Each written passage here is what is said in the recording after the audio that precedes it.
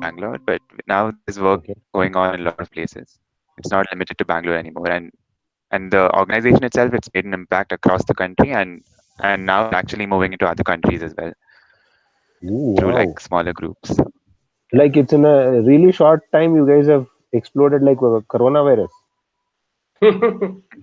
Yeah, You spread to many countries too now. Yeah, so Gaurang, have you seen my last two videos were on water conservation? Have you seen both? I saw your Facebook post. I didn't actually go through much of the videos, but I saw that you Yeah. had a water security video, and Yeah, one was avoiding day zero, and another is restoring local water security. yeah, and I read both your open letters. I think you posted one earlier Uh, also. I'm so sorry to cut off your conversation, but we just got a notification from Akshay. We're going live in 2 minutes. okay. So I'll just start off with a quick background introduction and pass it on to Gaurang. And yeah, from start off with a quick Gaurang, background are you going? introduction and pass. Oh, Kani, we were echoing again. No, I was on YouTube, so I think your voice is heard on YouTube. Ah, okay, okay, okay. Great. All right, so let's begin. Thank you all so much for joining us today. We are very, very excited to be here and bring this webinar to all of you. A huge, huge welcome on behalf of WhyWaste. Today we have with us two really, really amazing and inspiring human beings who have actually redefined sustainability and are, looking at the most innovative ways to approach conservation and waste management. All of our conversations with them, my personal conversations with them, have always been full of laughter and energy while trying to protect the planet, and that is why I wanted to bring both of them together uh, for all of you today.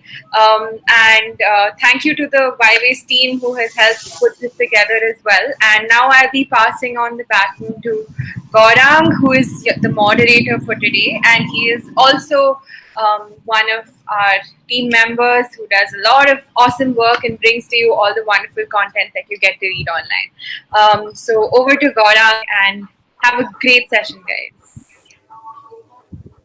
Thanks, Greta, and hi everyone.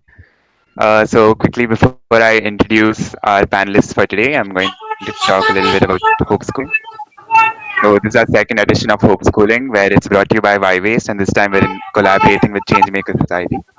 And WhyWaste is India's largest youth-led organization that works towards water conservation. And Changemakers Society again is another organization that started off in my college itself, and we try to make campuses more sustainable and more green.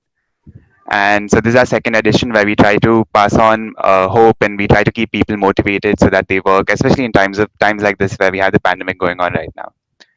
And to introduce our speakers, we have two amazing panelists today, and I'm going to introduce Raja first.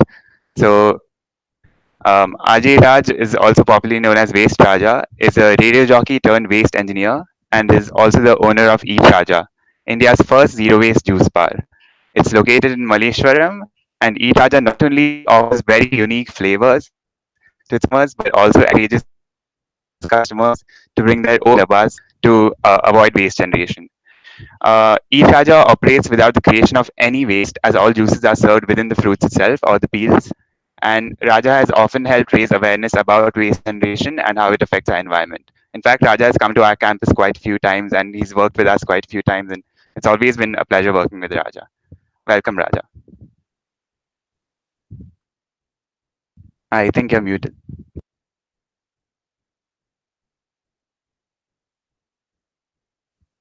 I think you're muted on the call, Raja. Maybe you can unmute yourself.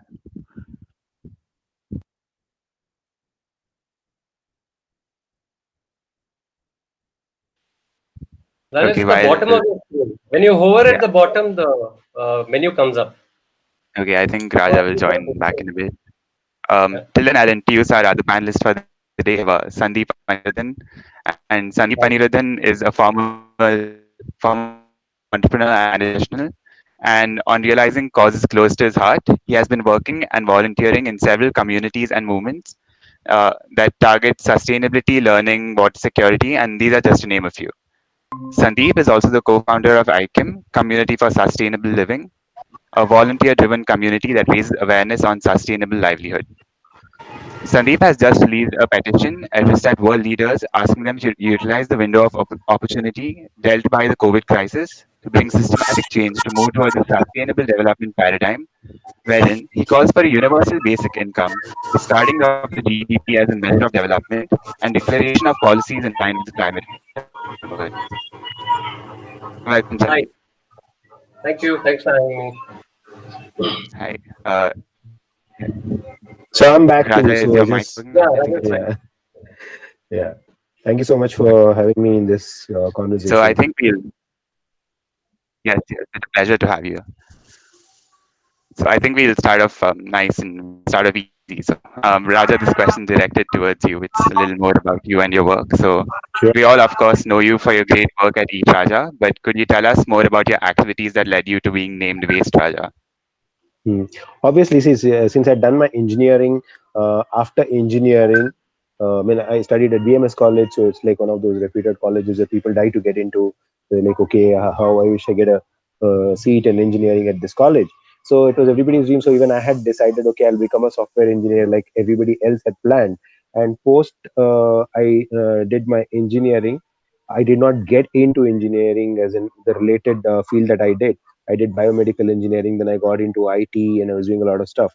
And after that, the radio happened to me and I was absorbed there for 13 years. So everybody, although they did like the job that I did, when they met me, they used to say, Raja, engineering waste, engineering waste. So they started mocking me that way that you wasted your 4 years of engineering. After I was done with my radio job.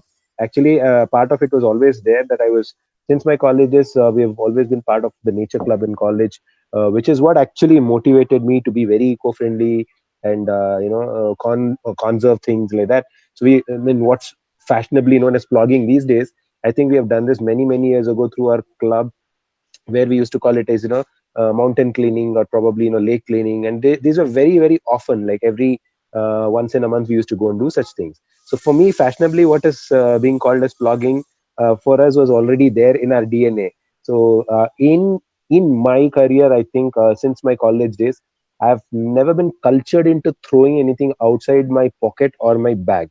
So that was the first thing that was taught to me in my college when they took me out for a small trip to Pearl Valley. So my seniors, they had packed food, of course, in some disposable thing those days, and they said like, we're going to give you lunch only if you return the breakfast parcel packet.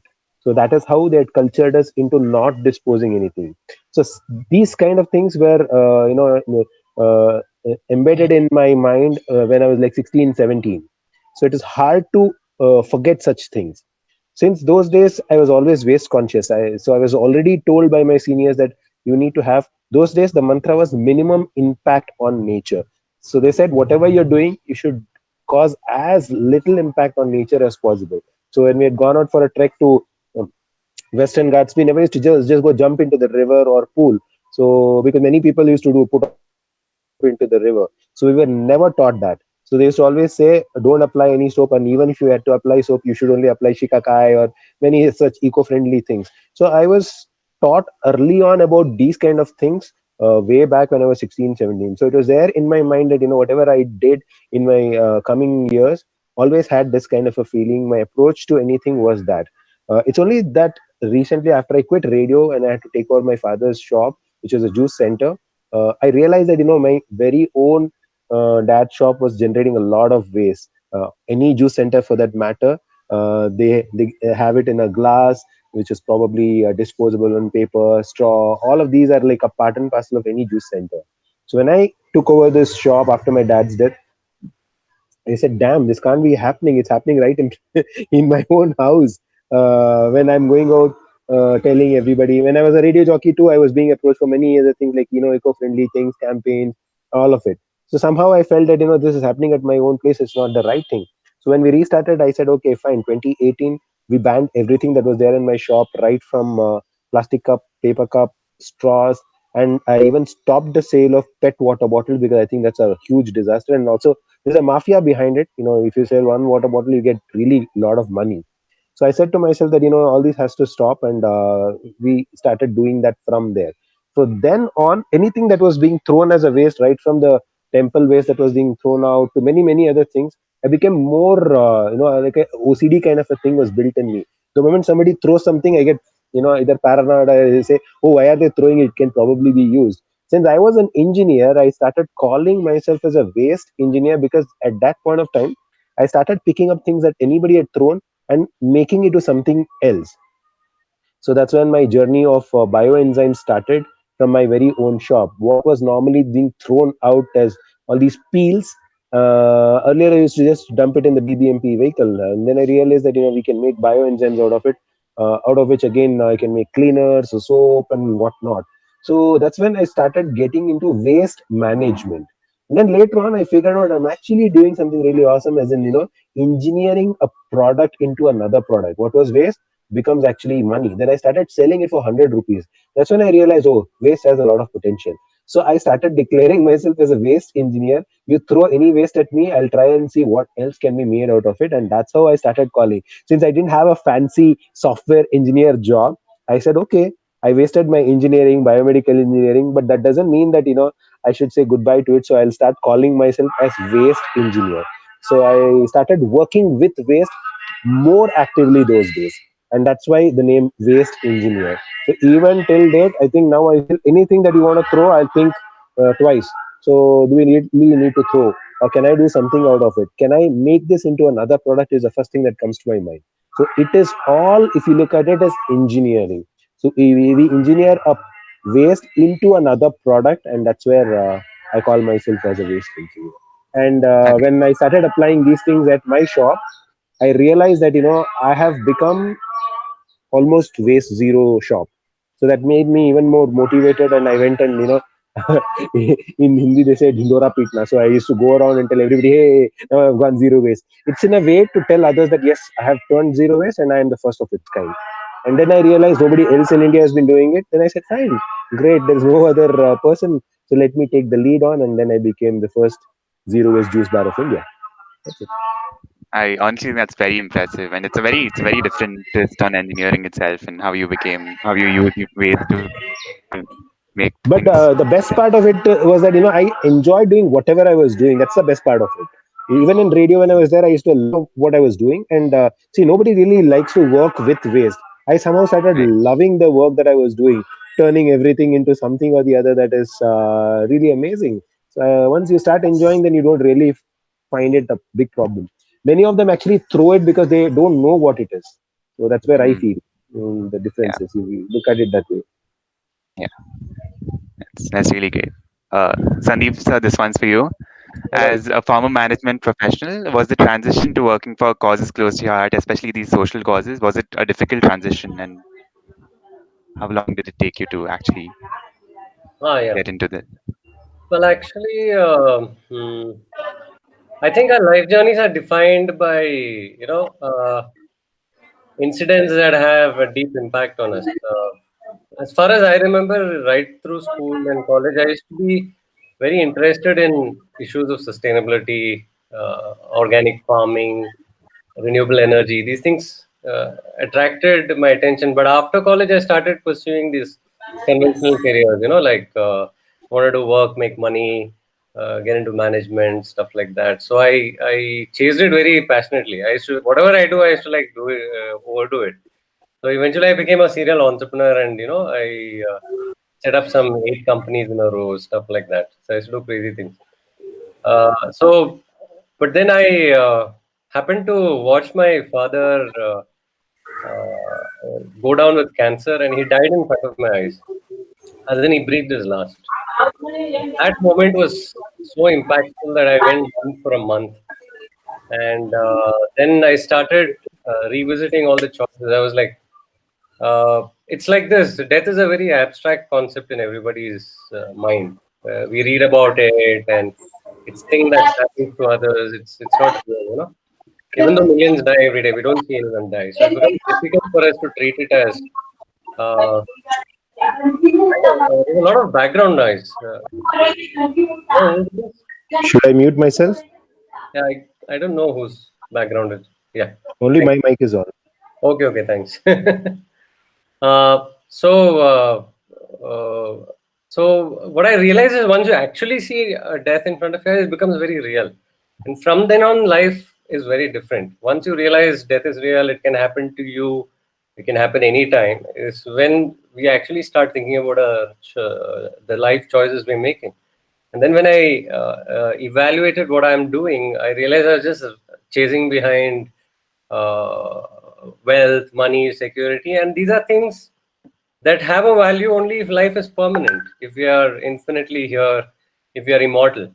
So, and I term it the immortality complex. I think all humans suffer from something called the immortality complex, which is why we want to earn a lot of money, we want to accumulate, and if you see, this behavior of humans is what is leading us to be unsustainable, because we want to plunder, we want to destroy everything around us just for our individual security, our individual future, our individual name, fame, all of that. If people start realizing that they're here only for a short time, we just guess and we have to leave this place, I don't think anybody would want to accumulate. And so that transition happened to me when I watched my father die. This was about 8 years ago, and after well, I went back to my corporate job after that, and I was very uncomfortable after that with all the choices I was making. So I couldn't live the way I was living earlier. So I started re-examining all my choices. I quit the profession.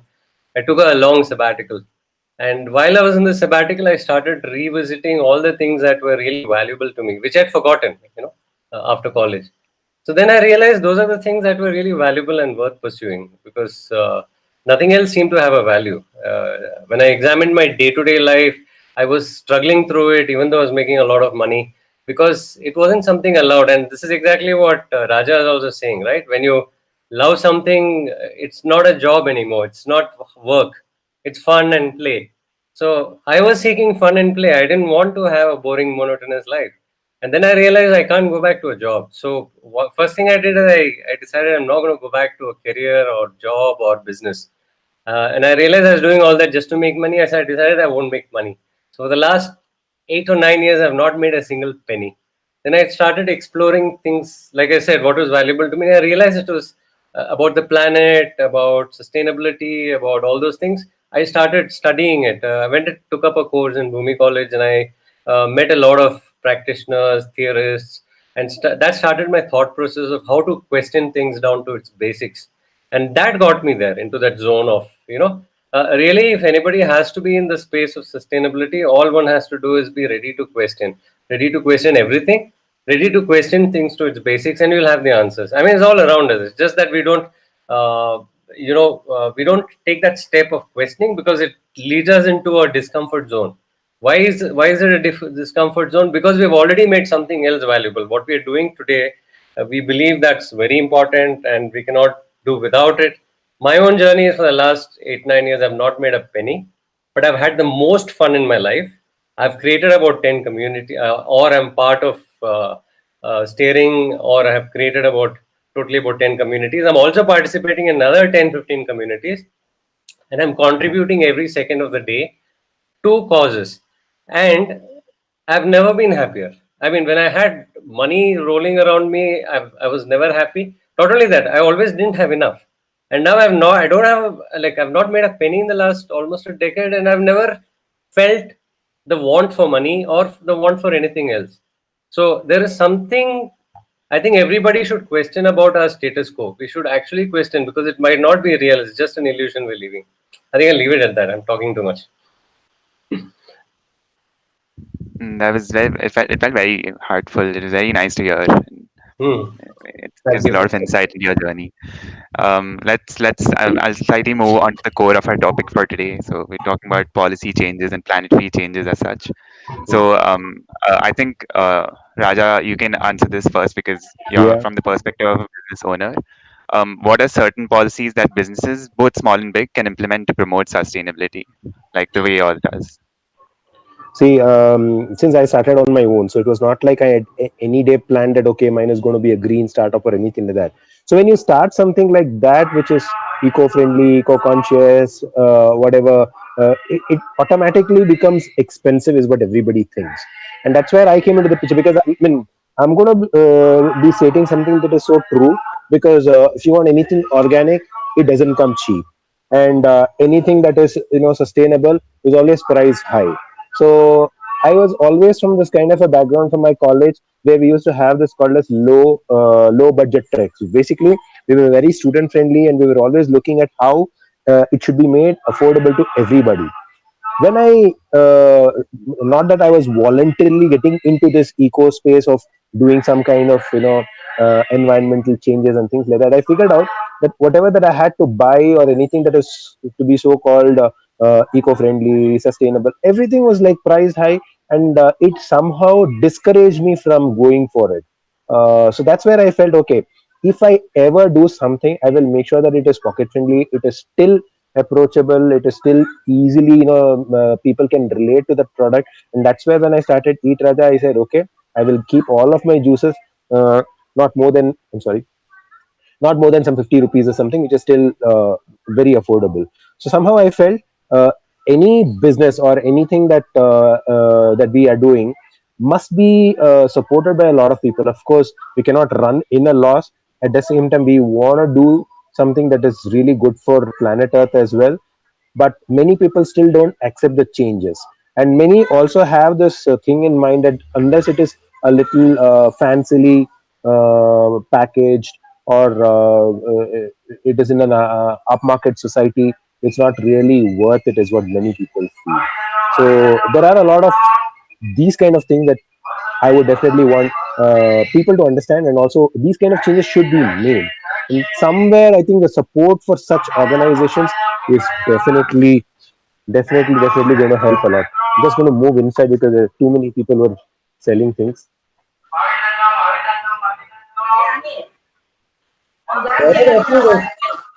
Oh, Raja, it's your background noise. Yeah, so my area, a lot of people are always there doing something over there. I think it's slightly better now. Okay.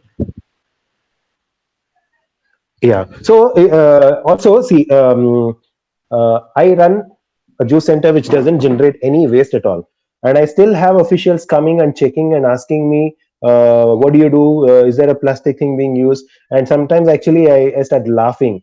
I don't have any disposable at all, but there are people who are using it and they still use it.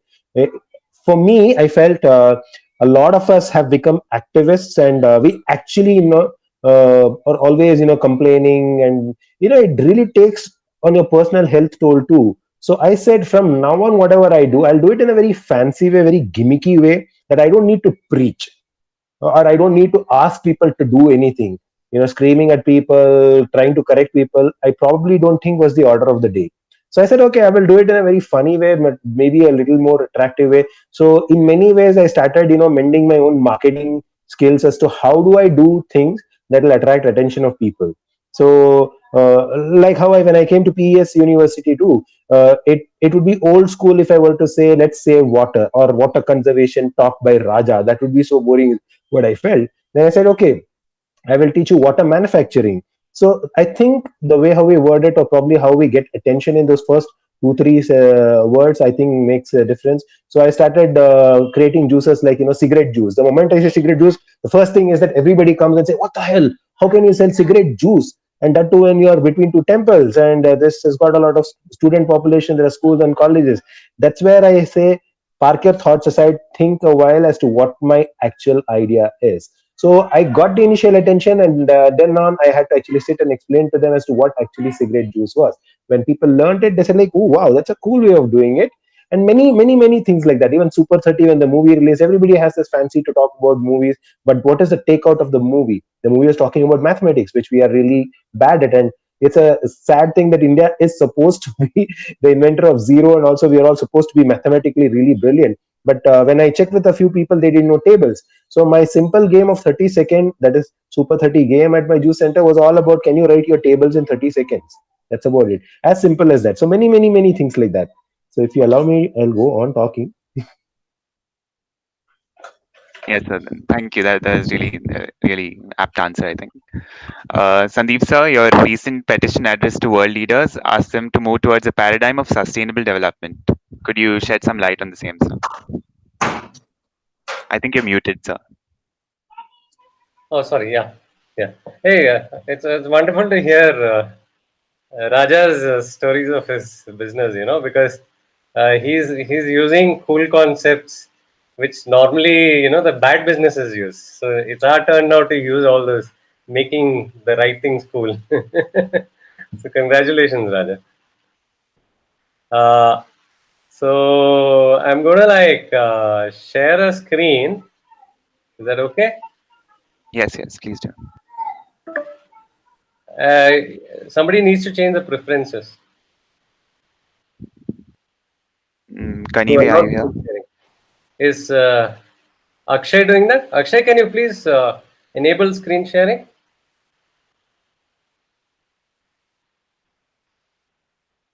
Enabled, okay, fine.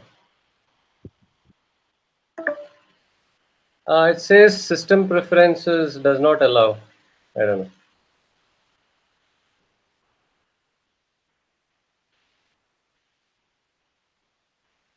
Oh, it's like that, is it? Okay. Hang on a sec.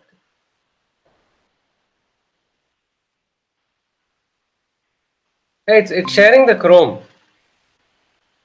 Yes, we can see it now. Okay. Now see, this is the latest petition that you actually mentioned. It was asking, and where did it come out of? It came out of this cartoon that I saw from The Economist. Can you see this? Yeah, we can see it. Yeah. So basically, it's kind of self-explanatory, right? So now you have this COVID pandemic, and the planet is fighting with it, but waiting in the background is the big one, the climate change crisis, and we're True, not. true.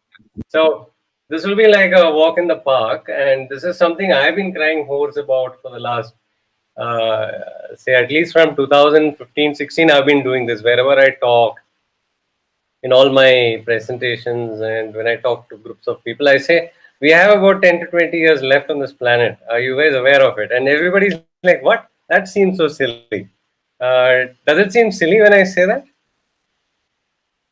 No, no, no, it Somebody doesn't. will tell you that we only have about 10, 20 years left. After that, it's going to be miserable on this planet, and life is going to get wiped out.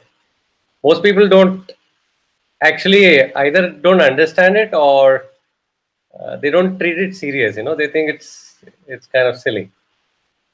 Uh, so, but then this is exactly what the climate groups, and if you look at the Earth summits right from Rio in 1990 onwards, it's been 30 years of all the scientists in the world gathering together and telling the world global warming it's a serious issue. We need to cut down on emissions. We need to take climate action. And this drama has been going on for the last 30 years, 3 decades. We have known all the problems. That's not the irony. The irony is we also know what the solutions are. And all these summits, including the UNFCCC and all that, have actually said what we need to do and in what period of time and what the targets are. Guess what the world has done? It hasn't even gone towards meeting the targets. It's actually made things worse by double or triple. So if you see in 1990, they said we have to reduce emissions to pre-1990 by about 50%. Now we are at about 4 or 5 times those emissions. So we have been going in the exact opposite side of what the scientists have been telling us to do, which means there are only two possibilities. One, this entire planet doesn't understand what the scientists are saying, right? So this is kind of shocking. And if you look at every single announcements, let's say the last 6 months to 1 year, what the scientists have been saying, they say now we have only about, it started last year, they said we have about 10 years to take action. When you say take action, it means not create plans. We still haven't made plans. So we not only have to make plans, we also have to start instituting those actions which will curb the emissions, change our trajectory and all that, to prevent annihilation. What I mean by annihilation is what they're predicting now is if you kept going on the course we're going now, it is going to lead to a complete extinction of life on the planet. It's called a mass extinction. We'll have a species collapse, everything will end, and then maybe life will restart on the planet. That cycle will start. We've had about 5 mass extinctions on the planet prior. I mean, these were over millions of years. But none of them were caused by one species. It was due to various factors like a meteor collapse on the Earth or something else, the flood, things like that, the Great Flood and all that. But this is the first time there's one species that's going on a rampage and destroying the whole planet. So this is the first time it's being caused by a particular species. And over the last 7 to 8 months, if you see, all the scientists have reduced that period, the window. They said we have about 10 years to do it. They're saying, no, what has happened is because the emissions have kept growing, we've already, I think, crossed the threshold of the 2% change in temperature, which can start having an impact on the planet's climate cycles and all that. Now, they say because those changes have already happened, even like when the temperature rose over 1%, it has a spillover effect. It has a cumulative impact. That has changed all the calculations because people didn't know what will happen then.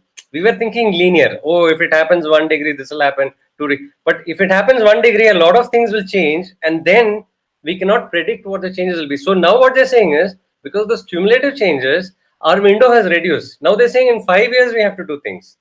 Now tell me something. If people were to tell you, you have 5 years to take action to prevent extinction of your life, what would your action be? What I would don't you know. do? Sound You'll have to do already. something, right? Yeah, But the scientists are telling us that. They're telling us to our face. yeah. This is They what have we been telling us. Yeah. And do you see anybody in this planet acting like this is all the time we have? Are they No. studying? Are they going and changing the way things happen? Are they doing anything at all? Okay, now let's come to the COVID crisis that we're facing now. Everybody's been saying this is a zoo. What is that? It's a virus that's come from wild animals. Zoonotic. I'm not getting the term. Okay. So basically, why has it come from wild animals? Because we have been destroying their habitat. So basically, this is a climate change problem. It's one of those issues of degradation of habitat. Now, after all this, what do you think we should be doing to correct and prevent something like this happening? A logical response would be, okay, let's stop destroying wild habitat. Stop destroying. It's not just COVID. All the recent pandemics, the SARS, the influenza, the you name it, about 8 or 10 pandemics in the last 1 decade have originated from wild animals. So this is something we should have noticed and taken action. I mean, any intelligent species, right? So now, just look at it. In this COVID crisis itself, despite knowing that these diseases are all coming because of destruction of habitat, do you see what our environment minister is doing? Have you seen all the announcements that have come out of the environment ministry? He's giving permissions to destroy the forest. He is giving permissions to all the stupid projects that will come and cause even more destruction, mining, large industries, and they want to do away with the environment impact assessment itself, the amendments, and they wanted to push it through within a month without even public consultation. And this is ridiculous. I mean, when you know that if you jump into this water, you will drown.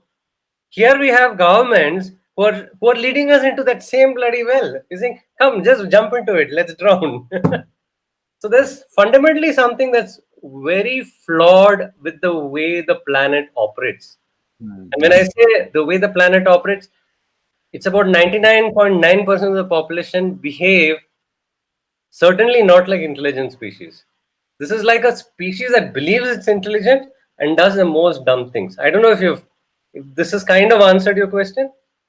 Yes, sir. Yes, it does. I think it does. So that being said, we obviously need to take action now, right? Like there's no better time than now. In fact, we're probably already quite late.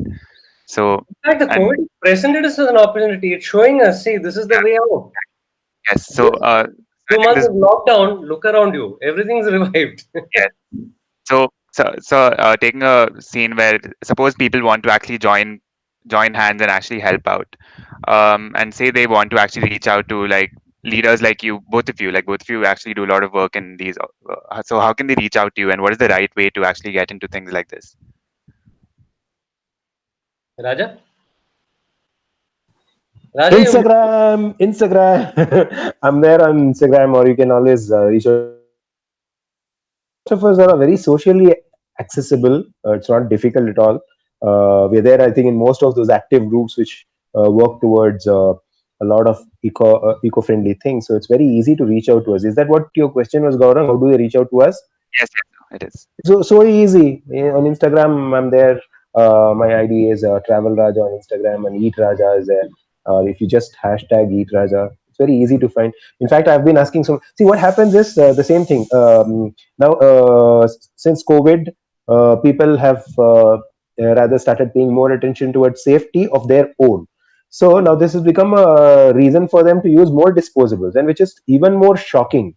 Be it the masks that everybody is mandatorily being asked to wear, or the gloves, or anything that you order for food. Now people all of a sudden have concerns about, oh, is it really safe to be ordering food, and is it okay? I mean, nothing's going to happen to me, right? I mean, downright everybody is selfish. We're all bothered about our health, right? We are bloody not bothered about what's going to happen to anybody else. And that's where my big concern is also. And I believe that the Restaurant Association of Bangalore yesterday has given a statement saying that, keeping in mind the safety aspects, we will be using disposables. And I feel that that's one of the most ruthless decisions anybody has taken, because if at all we are looking at any kind of a planetary solutions for these things, I think we need to close the loop. Anybody, I mean, I see so many parceling companies, they parcel their food, but then where do we close the loop? How does that packaging end after you consume food? Where are you going to throw? I mean, individuals need to be more responsible, but needless to say, you could have probably figured out as to how people are. The moment they are given a chance to go out, they're going and partying as in huge numbers. So it's a huge challenge for correcting the entire cross section of people. Individually, people need to do and take action so that they make sure that there is no waste being generated. Like, you definitely have options of buying a mask which is washable and wearable. Not necessary that people have become very lazy. They don't want to do. I mean, it's a matter of convenience over everything, and they would very happily take a disposable cup for drinking coffee, tea, juice, anything, than maybe bring your own cup, which they feel it's not really a cool thing to do. Now, at my shop also, I think I'm going to make it a rule that you get your own, bottle, you'll get the juice. Otherwise, we are not going to give it to you, or something like that. So, such initiatives need to be supported, is what I feel sometimes.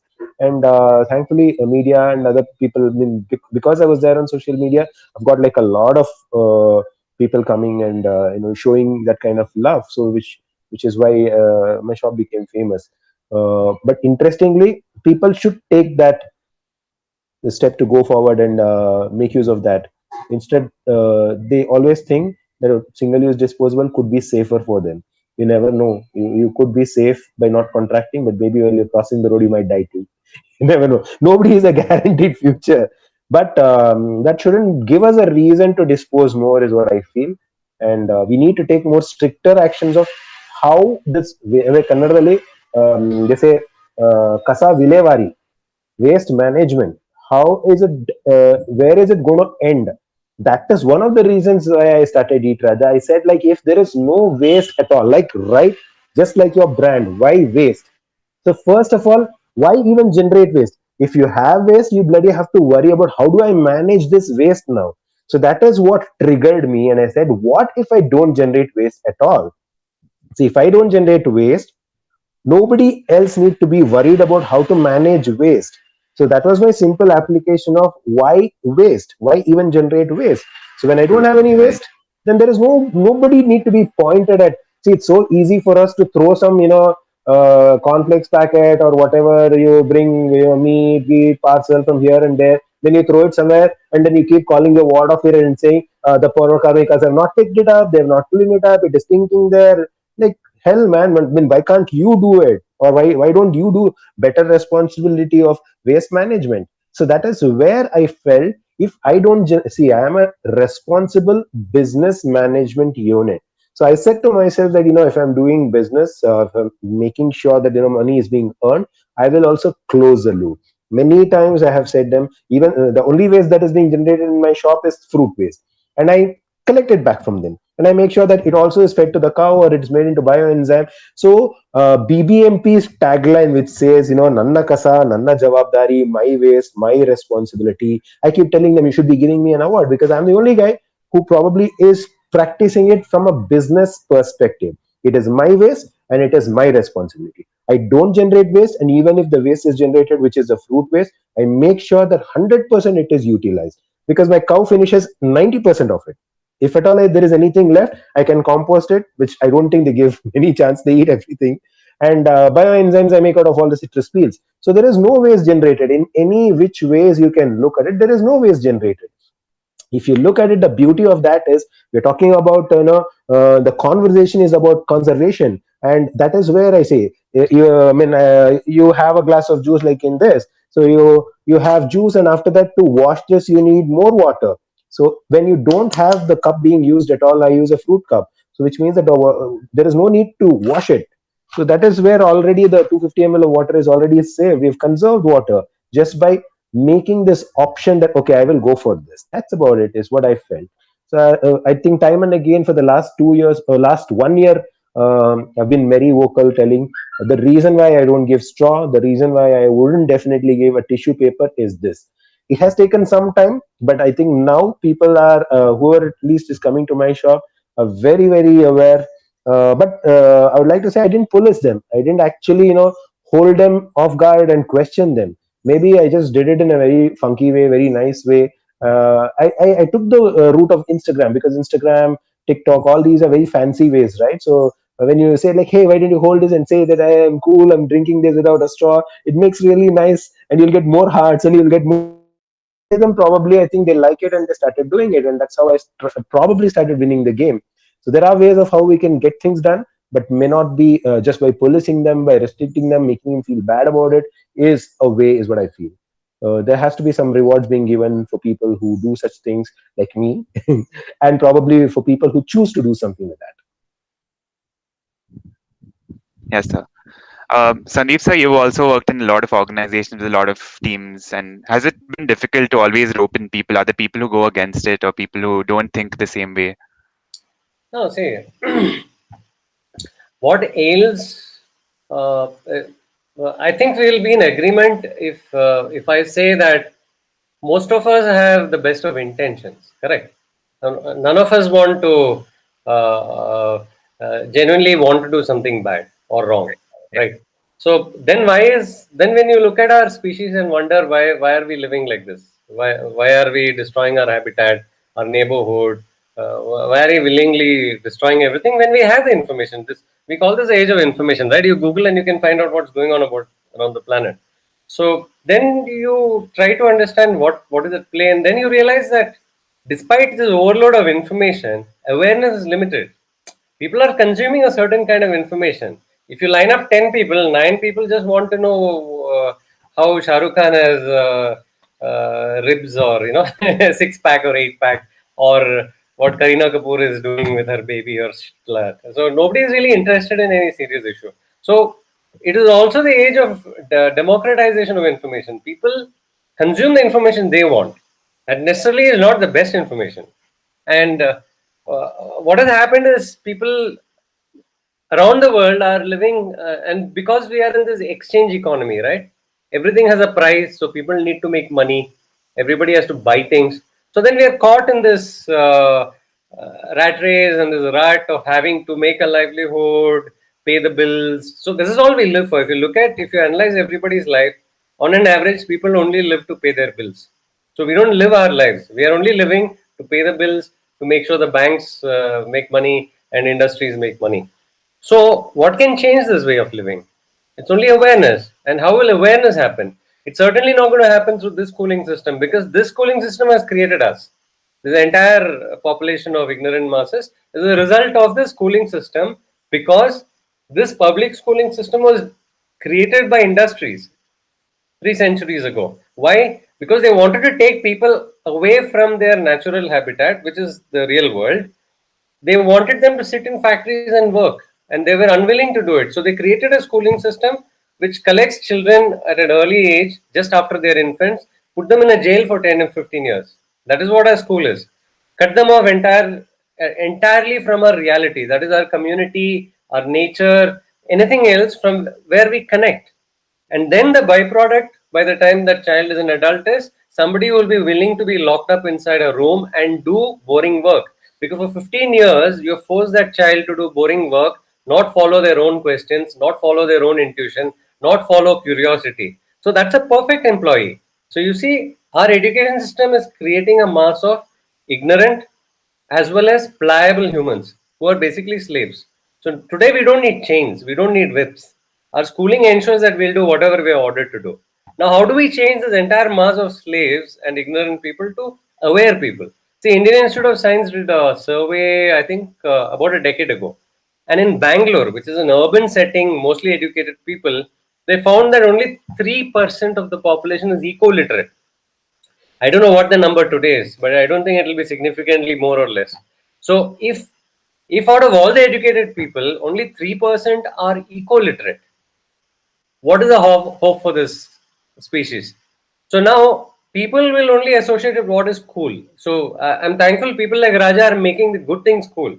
You know. Now the thing is, because people depend on money and they depend on this exchange economy, people have to sell their talents. So the best talent goes to money. So the people who are very good at marketing and advertising and stuff are working for the wrong people who are promoting the destruction of our world.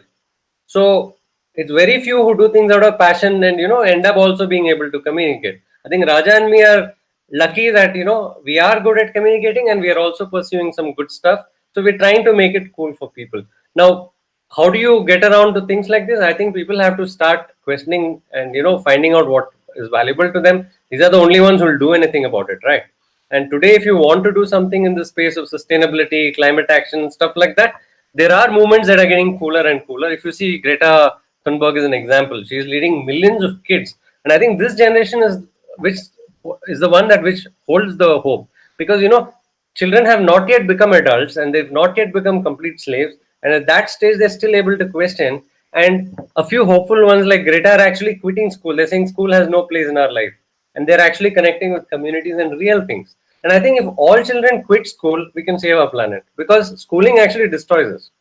But if that's not possible, join communities, join other things. And today, like Raja said, no, social media is prevalent. And I think that's one of the good things that have come out of our industrialization and stuff like that. It's also created these technologies which allow us to communicate and collaborate across distances, which gives us a leg up. Because if we were to go by traditional media earlier, it was too difficult to penetrate that, and it was very difficult to connect to communities. Today it's so easy. You can start a Facebook group or a Twitter page or an Instagram page and connect with thousands, if not millions of people. And if your messaging is right, if you're able to make things cool, you can attract people to these causes. I've started like if you go to, let's say, uh, bitlink bit.ly/ conscious communities. That's the bitlink I use. Can you see the screen? Yes, sir, we can. Yeah. So this conscious communities, if you add to a bit.ly/, we'll go to this page where I've listed all the communities that I have created. IKYAM, of course, is the one which I first created, and this is just a community where we discuss things, because I realized that to since schooling is not helping us, we need to go back to communities to communicate, discuss, have a space for raising these issues and understanding them. And in through IKYAM for about from 2016, we've been holding a lot of events like what we are on right now. It's a webinar. We used to do real offline events at spaces where people could come gather. We used to do a lot of events, inviting specialists and having discussions on issues related to sustainability.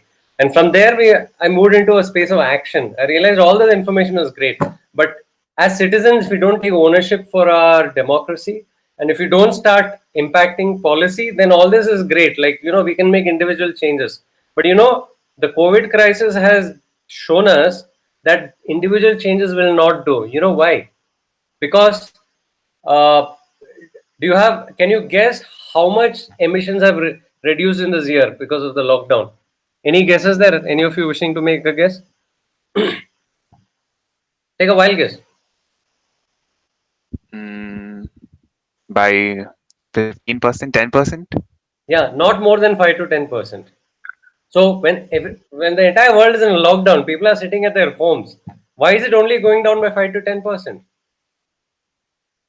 So basically, that proves that it's not just individual changes that have to happen.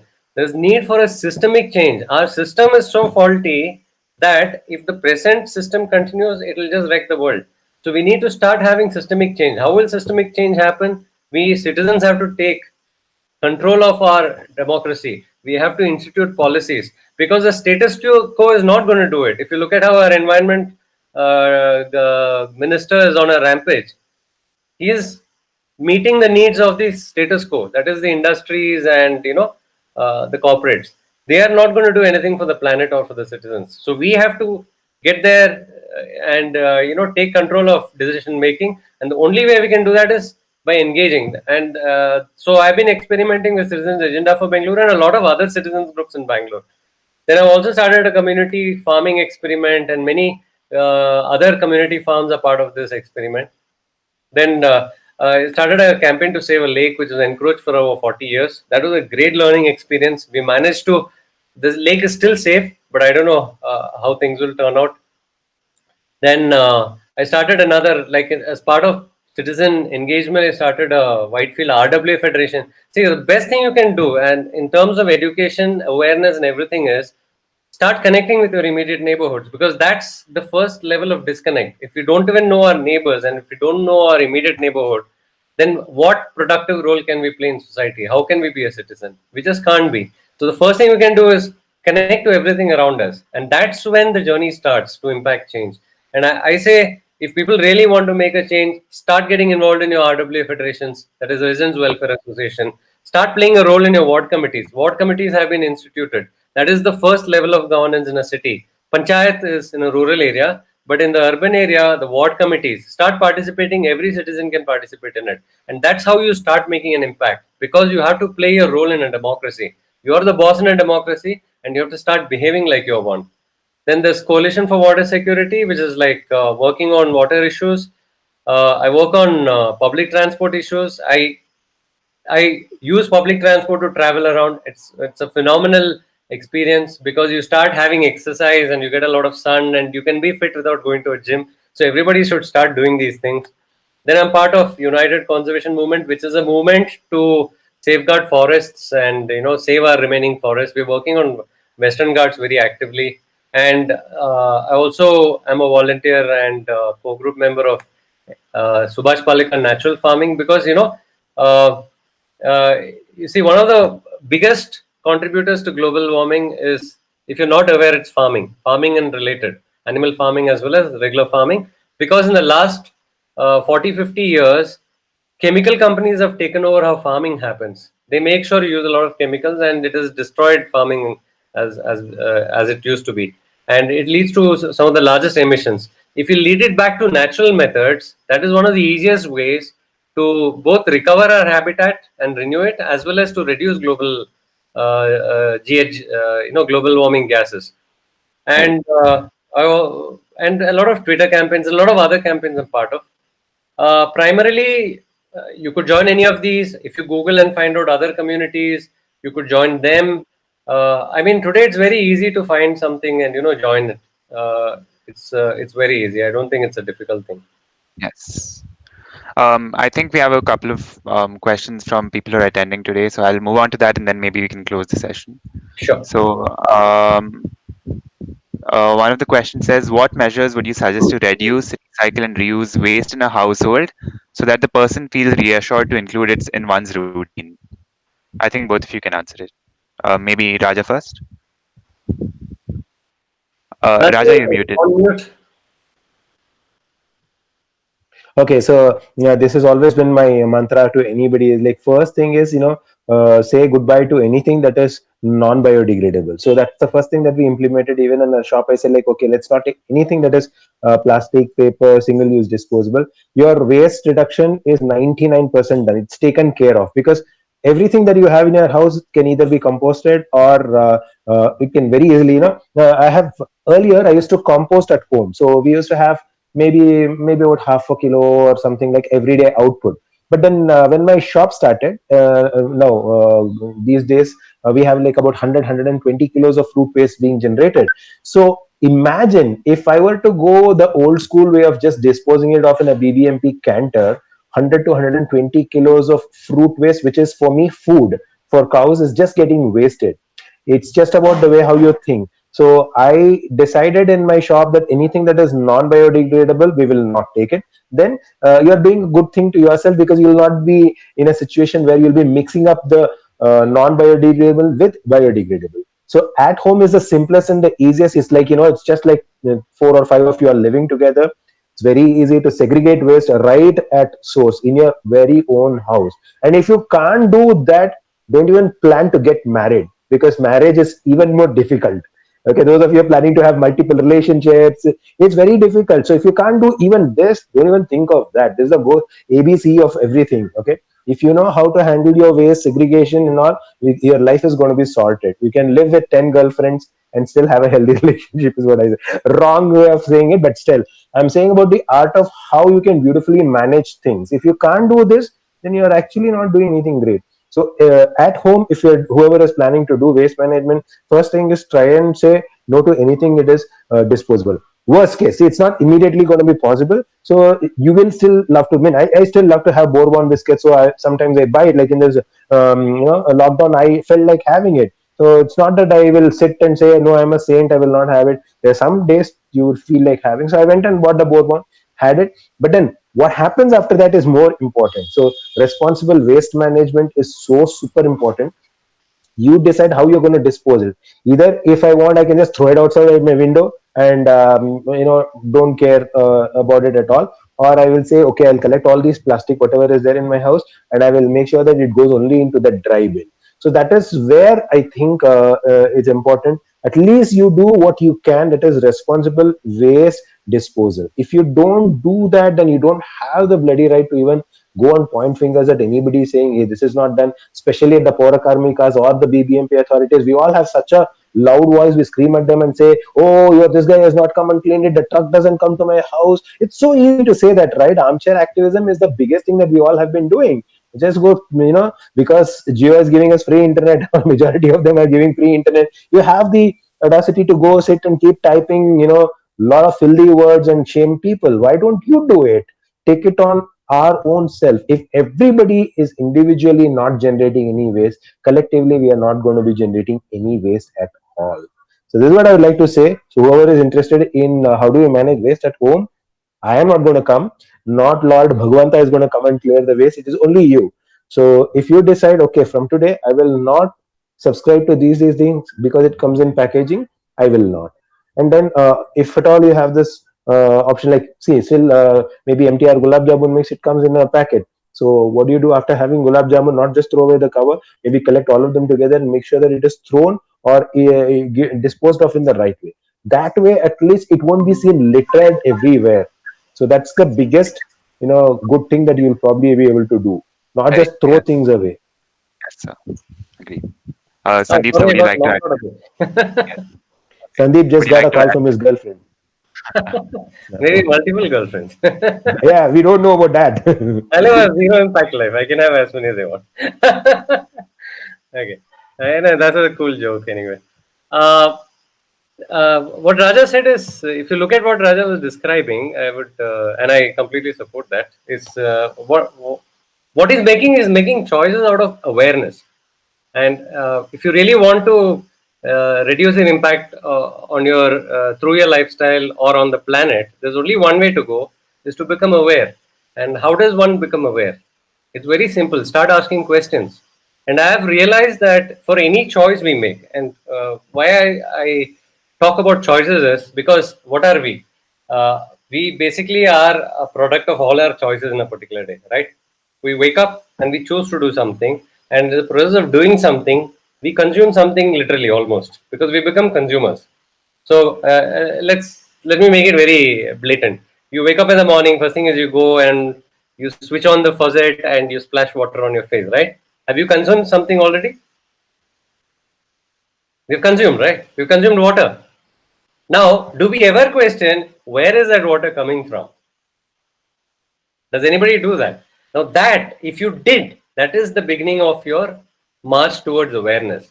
If you knew where the water is coming from and what is the impact of your using it and where the water goes and what is the impact of its endpoint. So like Raja was saying, close the loop, I'm saying understand the entire cycle, and this is called the life cycle. When you do a life cycle analysis of everything we consume, we will become completely aware. And frankly, to understand the life cycle of anything we use, all you have to do is ask about 5 to 10 questions. Where does it originate? What is used to either produce it or manufacture it? Is fossil fuel used? Does it require water use? How much energy used? And then does it have a carbon footprint? How much does it have to travel to get to your place? Does it pollute? Does it create, it also needs to be ethical. Has it been produced ethically? Does it generate livelihoods or does it destroy livelihoods? And what is its impact in the overall ecosystem? It doesn't even exceed 10 questions, right? And I'm sure, since we consider ourselves educated and literate and knowledgeable, asking 10 questions for every product we use is not a difficult thing. Do you consider it difficult? It's not. And most of the things we consume are repetitive. It's not like we use and it becomes difficult for us to unearth this mystery and puzzle.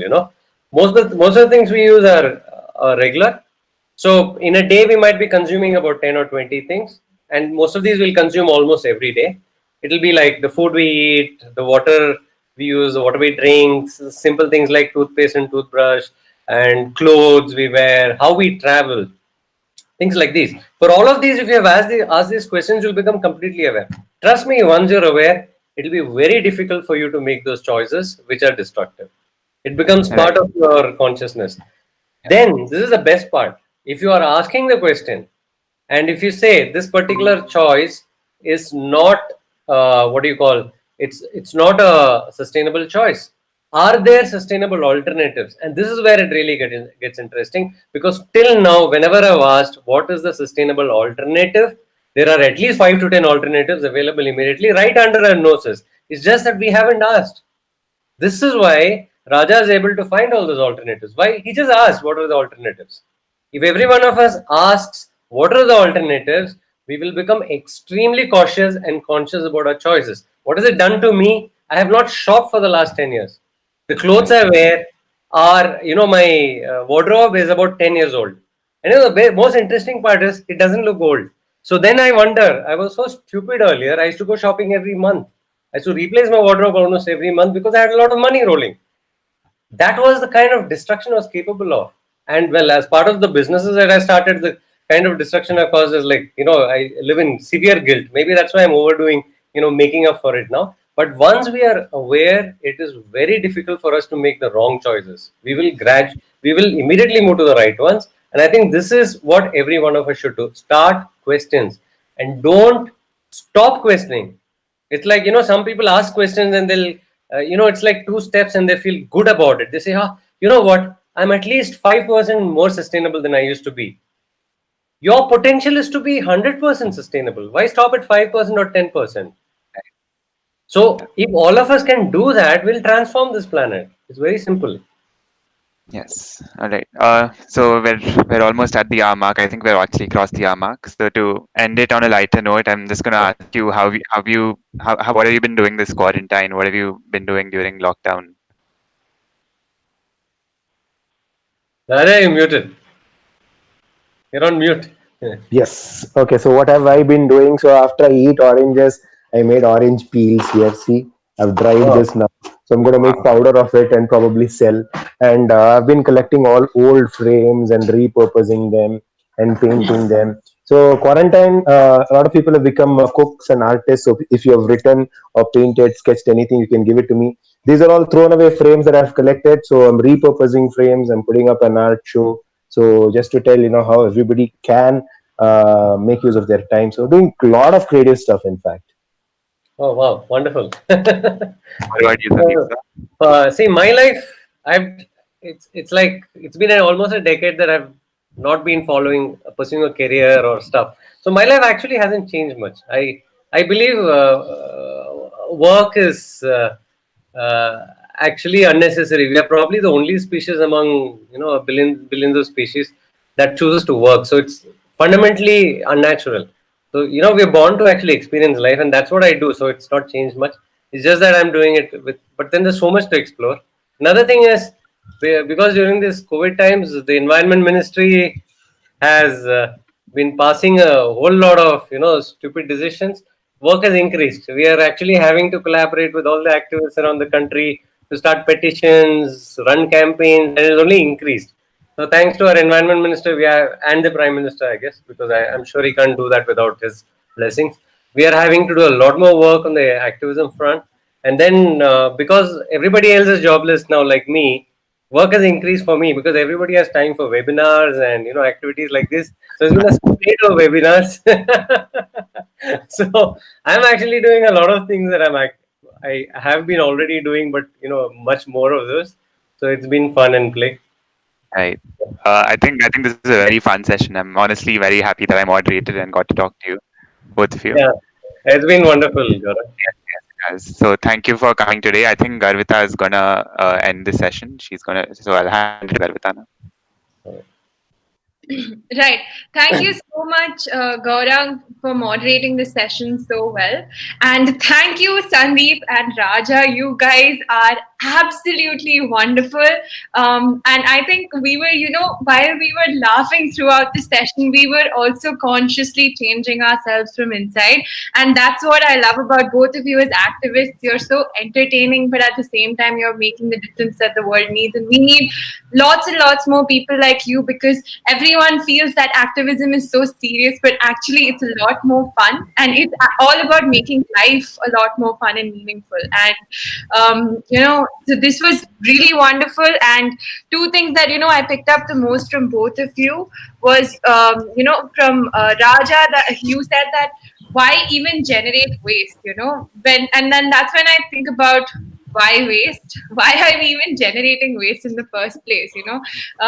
Without that, we would do away with so much. And something that you said, Sandeep, and I will phrase it in my words, is something like get lost in nature and you will find yourself.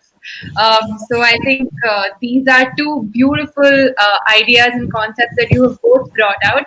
And we thoroughly enjoyed. And thank you so much for joining. There were wonderful comments from our viewers throughout, and everyone was, relating to what you were saying and excited about it. So great stuff. Really great stuff. And thank you all for joining, whoever joined in to watch.